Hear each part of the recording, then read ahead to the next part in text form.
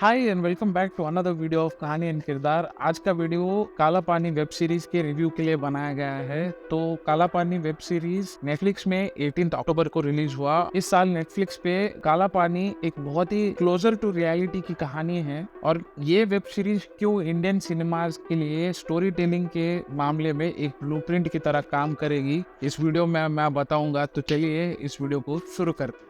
समीर सक्सेना की return and directed ये कहानी, जिसमें एक्चुअल में बताया गया है कि कहानी की नाम किससे इंस्पायर हुई है। काला पानी एक जेल है जो अंडमान निकोबार में है। वहाँ पे ब्रिटिशर्स लोग इंडियन फ्रीडम फाइटर्स को वहाँ पे कैद करके रखते थे। और जैसे काला पानी एक जेल है, वो 4 दीवारों से घिरी हुई है। उसके बाहर भी एक दीवार है जो दिखाई नहीं देती मगर पूरा पानी से घिरी हुई है। तो वहाँ के लोग इस कहानी में कैसे उस अंडमान निकोबार से बाहर भागने की कोशिश करते हैं और उनके लिए ये एक अंडमान निकोबार जेल जैसी बन जाती है। इसलिए शो का नाम काला पानी है। और काला पानी एक ऐसे लेवल पे स्टोरी को बताती है जो आप इमेजिन भी नहीं करेंगे। तो स्टोरी की बेसलाइन यही है कि स्टोरी में अंडमान निकोबार में 5 लाख टूरिस्ट लोग वहाँ पे फंसे हुए हैं और वहाँ पे एक महामारी फैली हुई है और उस महामारी का इलाज है वहाँ के एक जंगल में पौधा मिलता है जिससे वो उस महामारी का इलाज कर सकते हैं। और उस पौधे को ढूंढने की कोशिश ही इस कहानी की बेसलाइन है। स्टोरी को सुनकर इतना इंटरेस्टिंग नहीं लगता होगा मगर स्टोरी को इंटरेस्टिंग इस तरह से बनाया गया है कि इस बेसलाइन की कहानी पे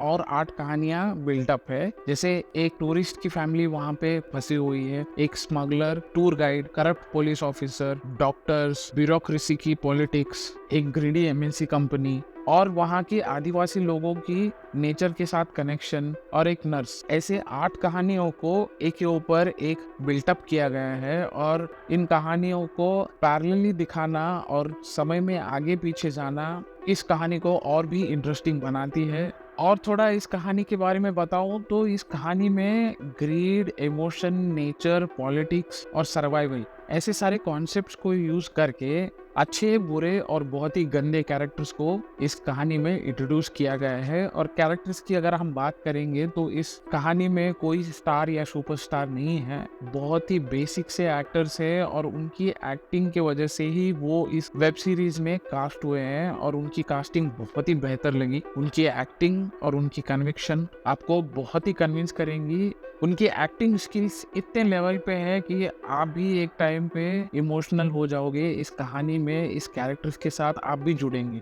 और आप इस वेब सीरीज को देखेंगे तो आपके मन में भी जरूर क्वेश्चन आएगा कि आप उस सिचुएशन में होते तो आप क्या करते। जब बात आती है जिंदा रहने की तो आप उस सर्वाइवल सिचुएशन में आपका क्या रिएक्शन होगा। कहानी बहुत ही रियल लगती है क्योंकि रिसेंटली हर कोई कोविड के महामारी से गुजरा हुआ है। तो आप जरूर एक ना एक स्टोरी से आप कनेक्ट करेंगे और उसके ऊपर आप जिस तरह से इस कहानी को देखने के लिए शुरुआत करेंगे तो कहानी आपको पूरी तरह से जकड़ कर रखेगी। आखिर में इस वेब सीरीज लेकर मेरा रिव्यू यही है कि इस वेब सीरीज में मैं बहुत ही इम्प्रेस हुआ। 7 एपिसोड्स में कैसे उन्होंने कैरेक्टर डेवलपमेंट किया और स्टोरी टेलिंग दोनों पे बहुत ही डिटेल में ध्यान दिया है। और जैसे बात आती है सर्वाइवल की तो कैरेक्टर 360 डिग्री कैसे टर्न करेंगे और उस टाइम पे आपको हर एक एपिसोड में एक सरप्राइज एलिमेंट देखने को मिलेगा जो बहुत ही इंटरेस्टिंग लगी। इस पूरे कहानी में मेरा फेवरेट 3 कहानी थे, एक फैमिली की कहानी, एक स्मगलर टूरिस्ट गाइड की और करप्ट पुलिस। इन तीनों की कहानी और इन तीनों की कहानी में जो मेन एक्टर्स है वो बहुत ही अलग लेवल पे इनकी एक्टिंग थी क्योंकि इस कहानी में कोई भी मेन एक्टर नहीं है। 8 कहानियां हैं और 8 कहानी के एक एक मेन किरदार है। तो इन किरदारों को कैसे ये स्टोरी एक स्टोरी से दूसरी स्टोरी को कनेक्ट करना और इनके बीच में कैरेक्टर डेवलपमेंट जो इन्होंने किया है वो बहुत ही इंटरेस्टिंग लगी। और मुझे तो पर्सनली मैं इसका सीजन 2 का वेट कर रहा हूँ। इस कहानी को देखने के लिए अगर आप शुरुआत करेंगे तो पहले के 2 एपिसोड तक स्लो बर्नर है। अगर आप दूसरे एपिसोड के अंत तक टिके रहे तो आई एम श्योर आप पूरे सीजन को देखेंगे और सीजन के नेक्स्ट सीजन के लिए भी वेट करेंगे। ये कहानी हर किसी के लिए नहीं है, ये कहानी स्पेसिफिक लोगों को ही पसंद आएगी, और जिन लोगों को पसंद आएगी आई एम श्योर वो सेकेंड सीजन का वेट करेंगे। और इस पूरे कहानी को देखते हुए मुझे यही लगता है कि ये 4 स्टार डिजर्विंग है आउट ऑफ 5। इस वेब सीरीज के रेटिंग अगर आप IMDb पे देखेंगे तो 8.5 है, जो टिपिकली एक वेब सीरीज के लिए बहुत ही अच्छी रेटिंग्स है। अगर आपने इस काला पानी का वेब सीरीज ऑलरेडी देखा है तो आपके क्या विचार है उसको भी कमेंट बॉक्स पर लिखकर मुझे बता सकते हैं।